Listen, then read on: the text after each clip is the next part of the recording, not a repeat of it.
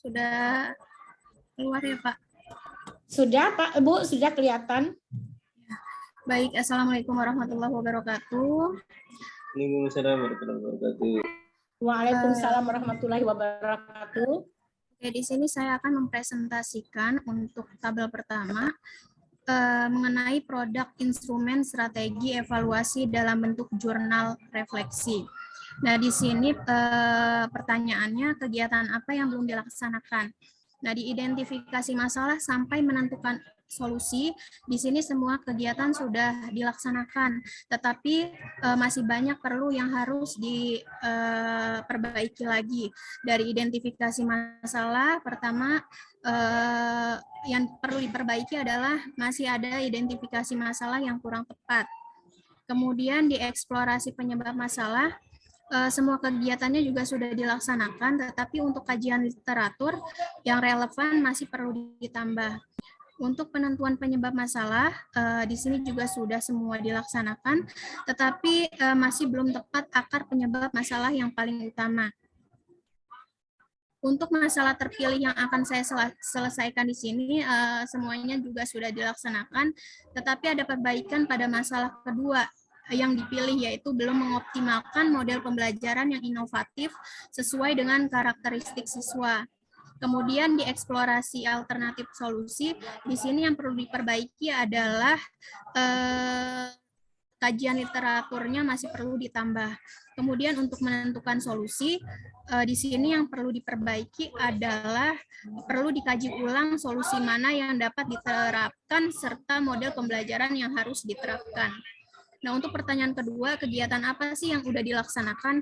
Nah, dari identifikasi masalah sampai menentukan solusi, di sini sudah saya jabarkan satu persatu. Yang pertama, untuk identifikasi masalah, mengidentifikasi masalah, dan yang kedua, menganalisis identifikasi masalah. Untuk yang eksplorasi, di sini ada eksplorasi penyebab masalah, kemudian dianalisis, kemudian di penentuan masalah, ada menentukan akar penyebab masalahnya, kemudian menganalisis akar penyebab masalah.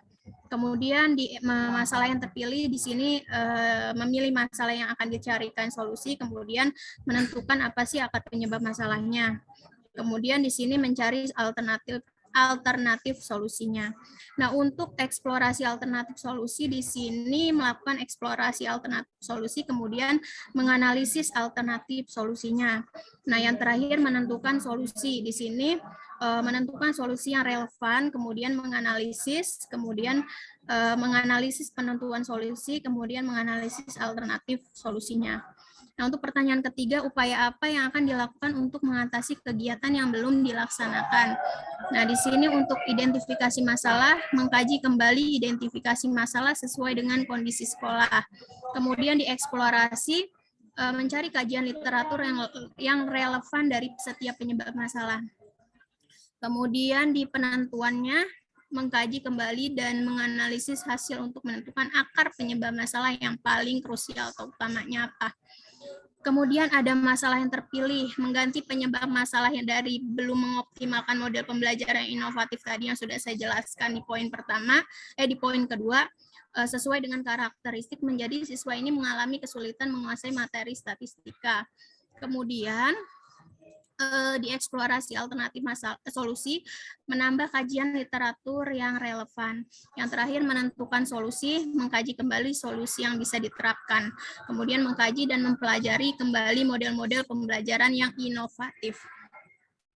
Nah, pertanyaan terakhir, upaya apa yang akan dilakukan untuk berlanjutan dari kegiatan yang sudah dilaksanakan? Yang pertama, diidentifikasi masalah, mengeksplor kembali masalah yang telah diidentifikasi, dan mencari berbagai sumber kajian literatur. Kemudian dieksplorasinya, menentukan akar dari penyebab masalah dan menganalisis. Kemudian penentuan masalah, memilih 2 dari 5 masalah. Kemudian masalah yang terpilihnya mencari alternatif solusi dari 2 permasalahan yang terpilih. Kemudian dieksplorasi alternatif solusi, menentukan solusi yang paling relevan dengan berbagai kondisi yang ada di sekitar sekolah kita. Kemudian yang terakhir menentukan solusi, di sini menentukan langkah-langkah dan strategi penerapan yang telah dipilih dalam pembelajaran yang akan dituangkan dalam RPP. Nah, untuk tabel kedua, di sini ada produk, instrumen, strategi, evaluasi dalam bentuk observasi. Nah, di sini untuk data observasinya saya memakai observasi siswa kelas 12, kemudian wawancara teman sejawat dan pakar, kemudian yang terakhir kajian literatur. Nah, identifikasi masalah yang pertama di sini adalah hasil belajar matematika siswa ini masih rendah. Kemudian rumusan masalah yang saya ambil di sini, apakah model pembelajaran PBL dapat meningkatkan hasil belajar matematika siswa? Nah, untuk rencana aksi solusinya di sini saya menggunakan model pembelajaran PBL dengan LKPD dan media pembelajaran yang interaktif. Kemudian keterangannya, nah di sini LKPD dan media pembelajaran interaktifnya dibuat menarik dengan gambar-gambar. Nah, untuk masalah yang kedua, siswa mengalami kesulitan menguasai materi statistika. Nah, di sini saya buat rumusan masalahnya. Apakah model dan media pembelajaran dapat berpengaruh terhadap penguasaan materi siswa? Nah, di sini untuk rencana aksi solusi dan keterangannya saya samakan dengan masalah yang pertama.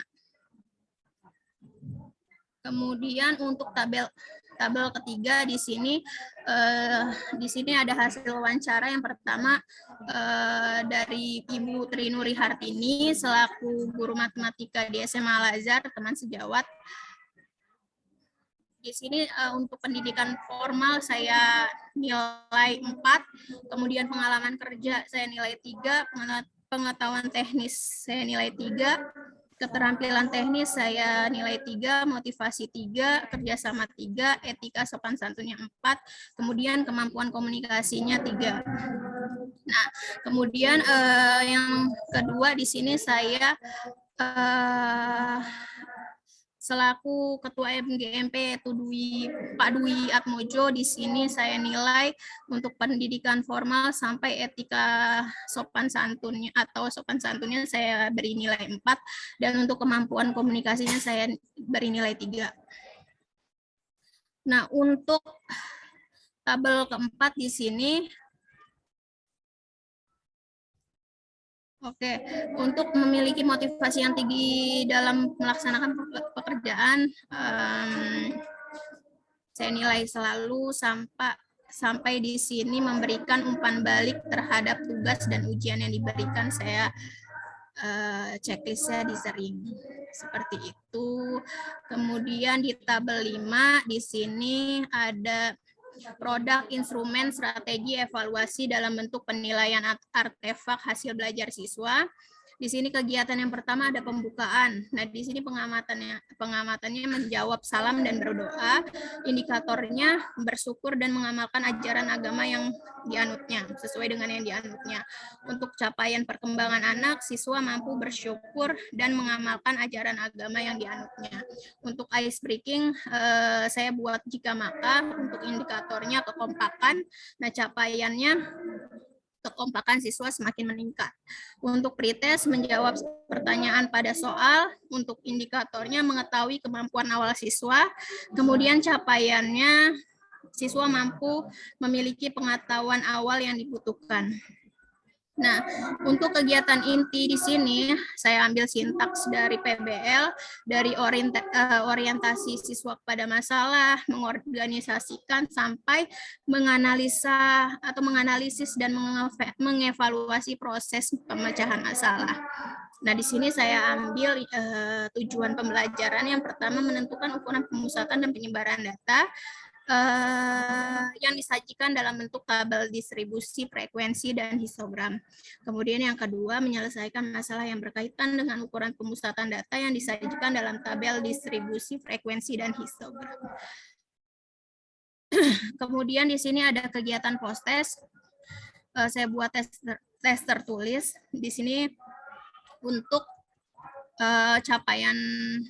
capaiannya siswa mampu menyelesaikan soal dengan baik dan tepat.